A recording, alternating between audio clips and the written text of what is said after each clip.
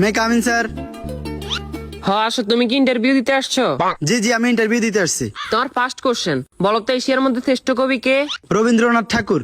বাহ, খুব সুন্দর খুব সুন্দর। তোমার সেকেন্ড কোশ্চেন, বাংলাদেশে একজন দেশপ্রেমিকের নাম বলো। আছে তো অনেকজন, এই যেমন শেখ মুজিবুর রহমান। বাহ, জিনিয়াস জিনিয়াস। তোমার থার্ড নাম্বার কোশ্চেন, বলো তো বাংলাদেশ কবে স্বাধীন হয়েছে?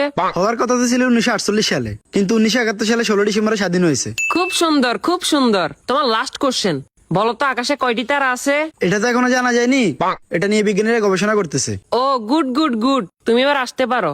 Okay sir. কি ও ভাই, ইন্টারভিউ দিয়ে আসছেন? হ্যাঁ ভাই, ইন্টারভিউ দিয়ে আসছি। কি কি কোশ্চেন আইলো? কোশ্চেন তো মনে নাই, কিন্তু উত্তর মনে আছে। আচ্ছা, উত্তরই কোন? রবীন্দ্রনাথ ঠাকুর, শেখ মুজিবুর রহমান।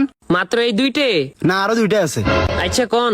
1948 সালে হওয়ার কথা ছিল, কিন্তু 1971 সালে 16 ডিসেম্বর হয়েছে। এখনো জানা যায়নি, এটা নিয়ে বিজ্ঞানীরা গবেষণা করতেছে। থ্যাংক ইউ ভাই, thank you. May I coming sir? আসো। তোমার নাম কি? রবীন্দ্রনাথ ঠাকুর। তো তোমার বাপের নাম কি? শেখ মুজিবুর রহমান। তোমার জন্ম কবে হয়েছে? হওয়ার কথা তো ছিল 1948 সালে, কিন্তু 1971 সালে 16 ডিসেম্বর হয়েছে। এই বেটা, তুই পাগল হয়েছিস নি?